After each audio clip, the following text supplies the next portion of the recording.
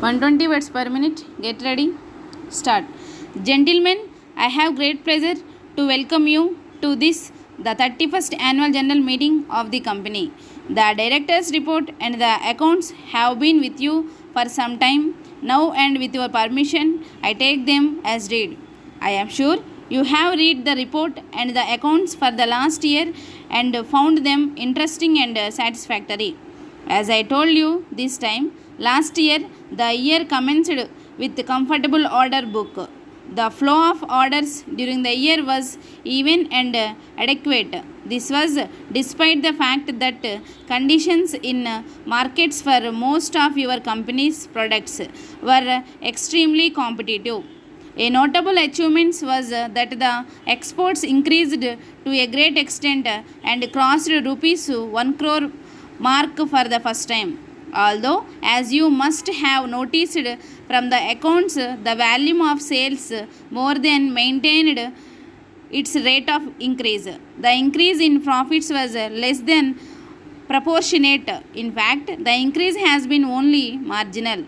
The factors responsible for this lower profitability were mainly competitive prices, higher cost of inputs, particularly in the case of important projects undertaken by your company, which involves a large percentage of bought out materials, and last but not least, unsettled labor conditions, one of the effects of which was go slow tactics, resulting in the last few months of the year in a lower recovery from your company's plant.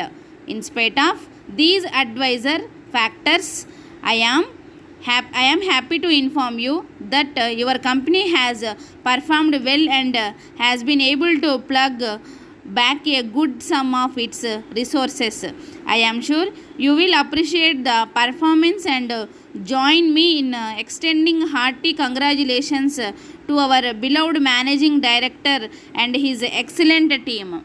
The current year commenced with a full order book position and with plans for higher sales.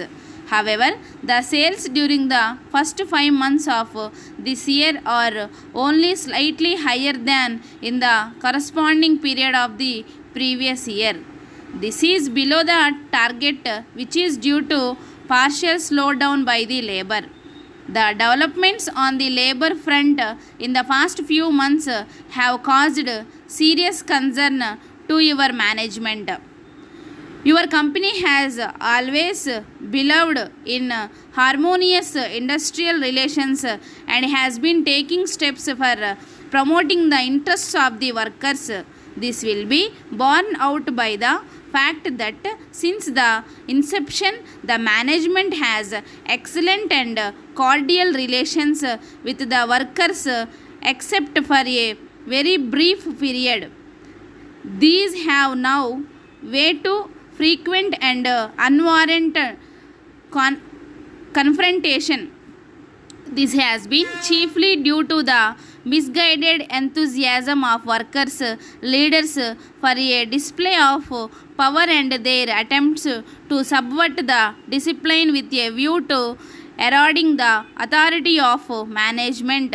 The workers have resorted to go slow tactics and occasional violence, calling for disciplinary action from the management. If the current state of affairs constitutes, I am afraid the current year's working may be affected. There is another factor on account of which the industrial atmosphere has been getting unnecessarily uncertain. In the process of expressing the need for assisting the small industry, a reference sometimes is made to big industry and need to curb its growth. Most of these small industries cannot live without large industries. Your company, for example, is a medium size unit, but it is supporting as many as nearly 500 small industrial units. These big houses were not born big.